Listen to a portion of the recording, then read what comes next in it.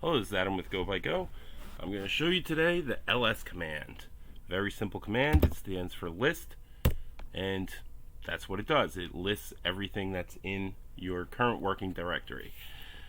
So I see everything here, but I also don't see my hidden files. So if I want to see my hidden files, I can do ls-a, and that's going to show you everything with a dot in front of it. A dot in front of it basically tells the system to hide it.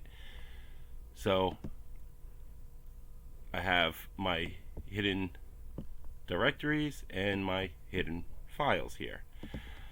But yes, I have it color coded, but how do you know what's a file, what's a executable, what's a directory? Well, you can do ls-f. So now you'll see my directories will show a slash and my files do not. Let me go into a different directory so you can see. Let's go into here and ls-F, so you can see if it has a star, it's an executable or a script. So let me go back here, let me clear the screen. Another nice option, and this is another one that everyone uses, is ls-L, and this is going to give you a long list of everything. And this is going to show you the different parameters of the files. It's going to show you all the files here. It's going to show you the date and time, the size, the group, the owner, and so on. And I'll go into what all of these other things mean here in another video. So right now, if I also did a ls-LA, that's going to show you everything, including the hidden.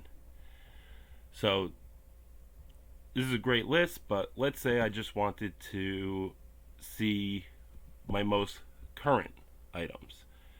So I could do ls-L for long list, all for all, and we're going to do let's see, a T for time.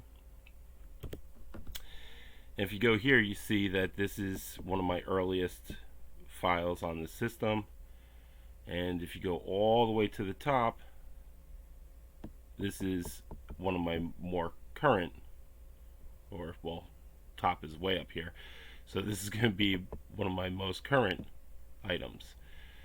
But working in terminal, you're always at the bottom here, so you could do the same thing but add an R, and that's going to reverse the order.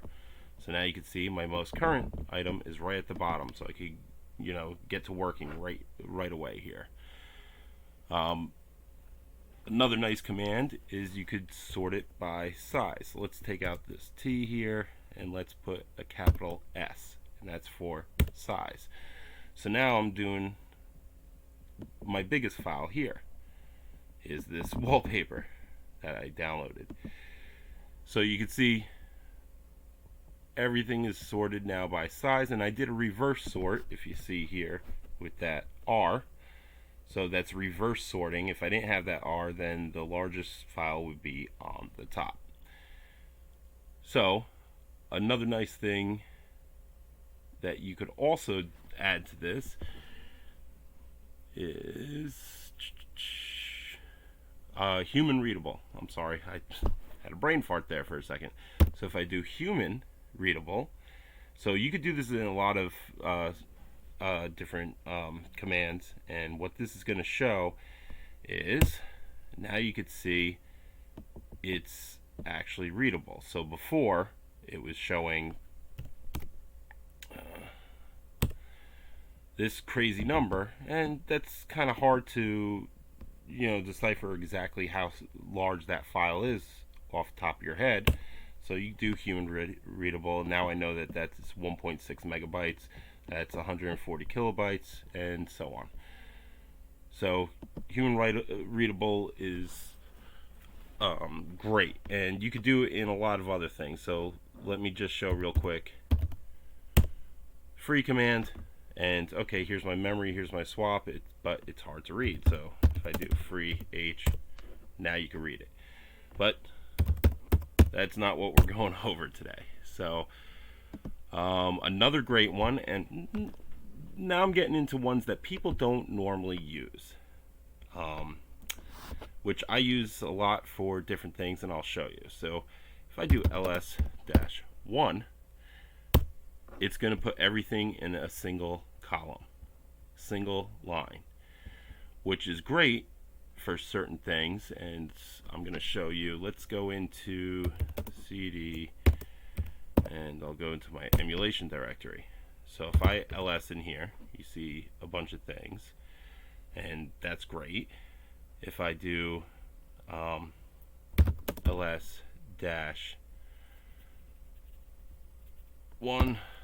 it's going to show a list.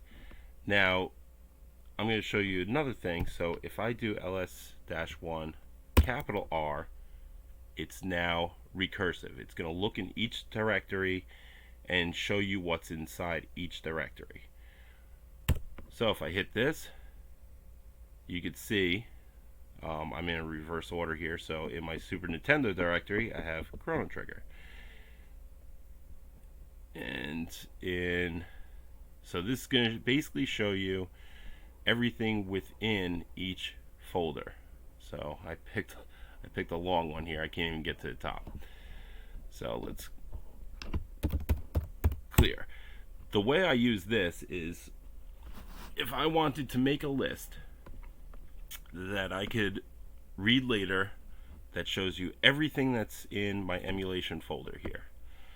So if I do ls dash, and we'll do a capital R here, and we're gonna put this out to list ROMs.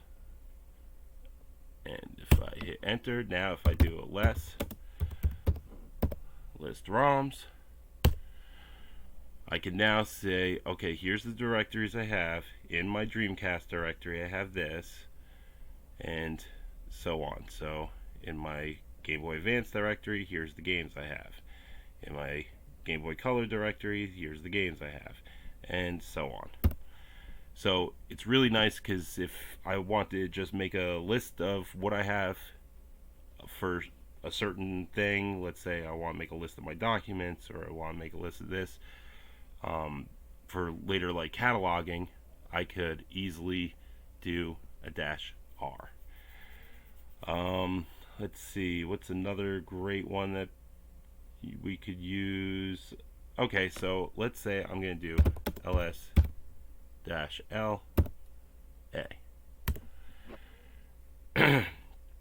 And here's great, but I don't need to know the owner. I don't need to know the group.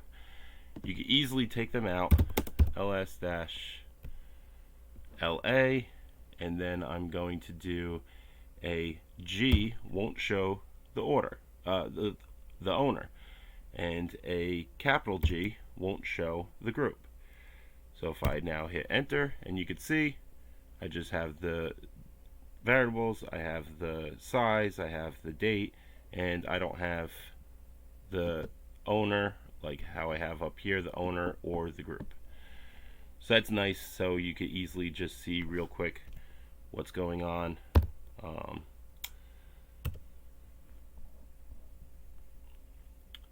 And let's see, I'm trying to think of another one. Another good one for, let's say, cataloging is, we'll just CD into one that doesn't have too many, but good amount. Let's do GBA. Okay, so I have this. So let's say I was going to catalog this folder. I could easily do ls dash, let's see, 1, because I want a single list, single column list. And if I do M, that's going to separate everything with commas, which right now seems like a mess. But if I then send this to a